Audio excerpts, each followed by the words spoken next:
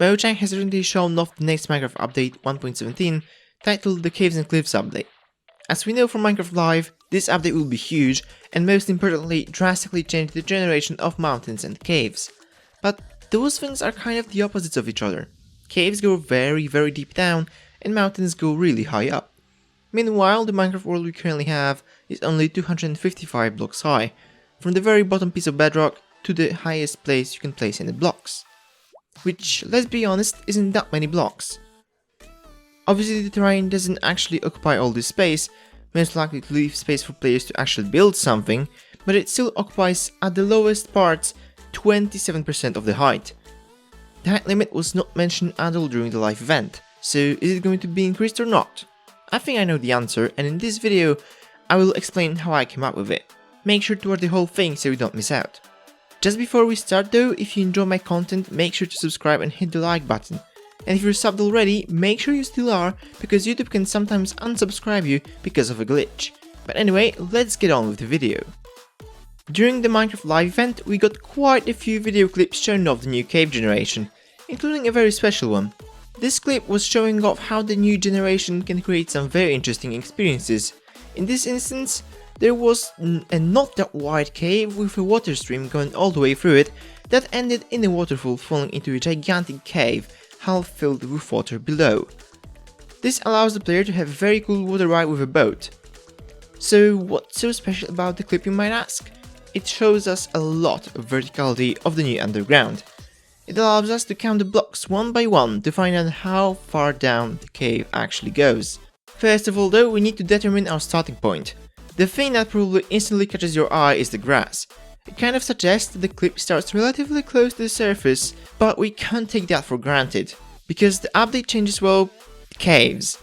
It might as well be that in 1.17 we can find grass naturally spawning in caves. You might also say that while it's pretty dark in here, it's also a little bright, which could indicate natural light coming in. That is however not the case. Here's a quick comparison. This is how a completely dark cave looks like. Definitely not it in the clip. Here's how a daylight lit cave looks like. Very much too bright. Here is how it looks lit by the night sky. The brightness is kind of correct, but the color of the light is completely different. In fact, the light color shown in the clip looks exactly like artificial light sources, such as torches make it look. Here the cave is lit by a torch several blocks away into a tunnel. Where does the light in the clip come from though? It's actually explained during the event. The ores in the clips are glowing so that we can better see the shape of the caves. Although it seems a bit too dark, well, judging by the look of the hotbar, the clip was brightened to make everything more visible. So after all, unfortunately can't be sure how high exactly the clip starts, but we can suspect it starts close to the surface. Okay, so let's start counting then. To make things easier, I drew lines separating different heights of blocks. It might not be 100% clear, which I'm sorry about, but some of those were really tricky because the clip isn't the best quality and in some cases there were barely any details. Because of that, we have to count a few blocks of inaccuracy towards the final number. However, keep in mind I only drew lines where I was almost completely sure there are two different blocks to be separated. So if anything, this inaccuracy will most likely increase the final number and not decrease it. Here's the first part numbered. Now let's follow this part right here, the bottom edge of block number 10, and move to the next section. This part creates a small problem. We have to either jump to the other side or count the water blocks, which are really hard to tell apart from one another because of poor quality of the original clip and because they can be a bit confusing in general. I decided to jump to the other side of the water stream then. As you can see, the block number 10 is in the top right corner right now. This edge right here looks like it's roughly on the same height. Because we can't know for sure though, we should take into account a bit more inaccuracy. This time going both ways. Around 3 blocks more or less than the final count we get. Other than that, it's rather easy to count the blocks here, so let's follow the bottom edge of block number 16, marked in blue, and continue on to the next bit.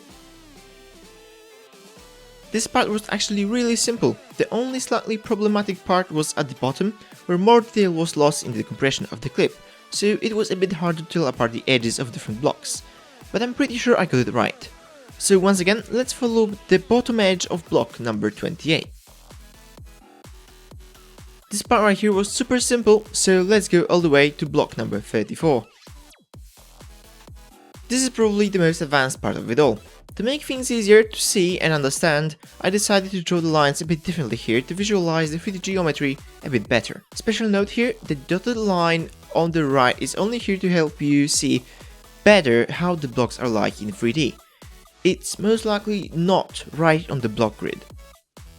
Blocks 35, 36 and 37 were easy, but getting to the other side to continue counting in the next part of the clip was kinda tricky. I'm very much sure I got it right after drawing the geometry though.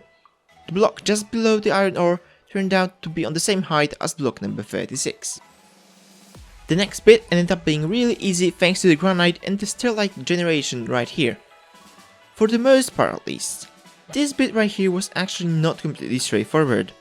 Thankfully though, the smooth lighting option was really turned down in the clip, so we can actually just barely make out the lines between blocks thanks to different light levels. This is the last part before we move to counting how tall the big cave actually is, and it was almost impossible to measure for me. It was easy down to block number 50, but at first it seemed like there was just no details that would let me count the different blocks below it.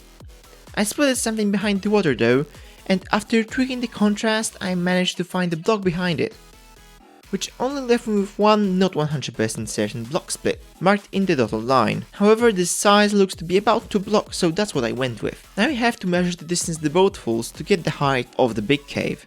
We could do it by measuring the time it takes for the boat to fall, however the clip looks like it may have been sped up just a little bit, which would make the result incorrect. What I did instead is find a frame that showed as much of the cave as possible and simply counted the blocks once again. It was fairly easy for the most part here, although the underwater part was a bit tricky, especially at the bottom of the image, as there wasn't much detail there. I also counted from 0 here, so the height is actually 39 to 40 blocks. So in total, the cave ended up being 90 blocks deep, give or take 5 to 7 blocks. However, we don't see any bedrock at the bottom of the lake in the cave, which means we have to add 5 more blocks of height at least. This puts us at the minimum height of 90 to over 100 blocks, just to the point from which we started counting. How does this relate to the current world gen? Well, take a look at how the world looks like at Y level, the new caves will appear.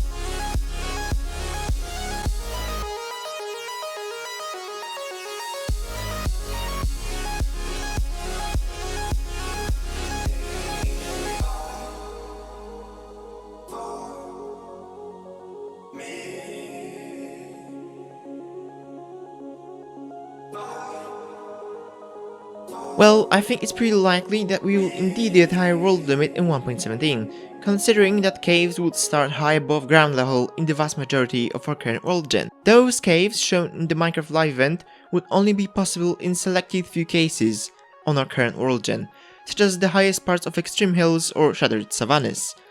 But the clip is not taken in either of those biomes. How do I know that?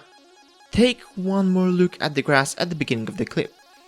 It totally doesn't match the shade of grass in savannas and especially not mountains.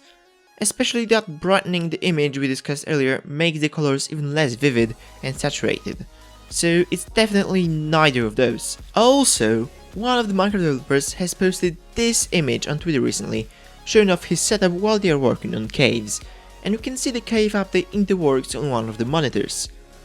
While it might not be particularly high resolution, it looks pretty deep and... wait, what's that?